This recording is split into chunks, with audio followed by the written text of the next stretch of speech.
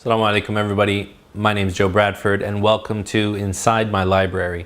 Today we're going to be talking about this book. It's an Arabic title, it's written in Arabic. It's called Al-Khulu bi Talab al-Zawjah al-wiam zawjiha, which translates to a woman's request for khulu due to incompatibility with her husband. But first, if this is your first time here, I do book reviews every Wednesday, so be sure to subscribe to my channel below and enable alerts to be able to get the latest videos. So, back to this book about khulu. What is khulu, first of all? The Arabic word means removal, as in removing a piece of clothing or removing something attached to something else. Essentially, it's the dissolution of marriage at the behest of the wife, whereas talaq, divorce, is the dissolution of the marriage at the behest of the husband. So what's the difference between the two? There are several. Khulu includes a commutative agreement, the wife returning her bride purse, her mahr, whereas talaq does not. That doesn't mean that in talaq there's no maintenance or alimony that may result after the agreement, but it's not in its nature commutative. Also, talaq is a much longer process than khulu, taking almost 3 months or more procedurally, while khulu can take up to a month or a month and a half. That's obviously about the procedure of how they are properly performed, not about the rigmarole and drama that spouses introduce into the process. That's something completely different. The reasons for these differences are several, but honestly, this is not the place to go into those details. We just want to talk about what this book is about. So this book lays out the rules and procedures for khulu, this type of dissolution of marriage by the wife, and specifically details the reason for that dissolution by the wife and when such a request is valid.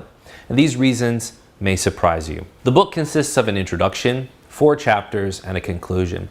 The introduction deals with definitions linguistically and legally, and this is something that's kind of peculiar to Arabic books, and that sets the stage for the coming chapters.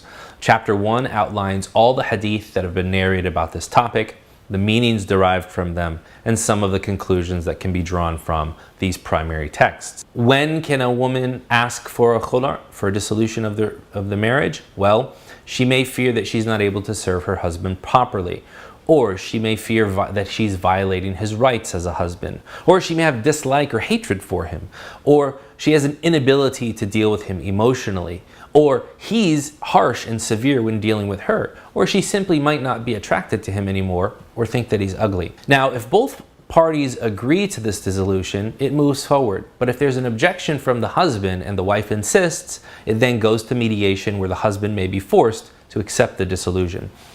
The second chapter covers this mediation, and when claims like these are made, how do mediators deal with situations like these? Chapter 3 speaks about the commutative nature of this agreement, which results either from the wife willfully offering her bride purse, saying, "Take my mahr back," and then, or the mediator deciding a settlement for the dissolution of the marriage. Chapter 4 deals with how the mediation decision is presented to a judge and how it goes to court if it does, how he is to analyze it, and what steps are taken afterwards.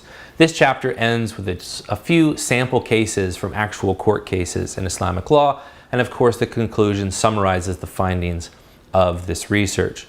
In general, this is a well-referenced work that builds not just on theory, but on the practice of the author as a judge himself in the Saudi Arabian courts for many years. I find his writings on topics related to adjudication in courts under Islamic law to be some of the best there are, and I am happy to have personally benefited from him and read my own research to him for his comments while I was in the KSA. In all, this is a great book. It's well referenced, and if you've read it or you know of other books on the topic, let me hear from you in the comments below, and I'll see you next time inside my library.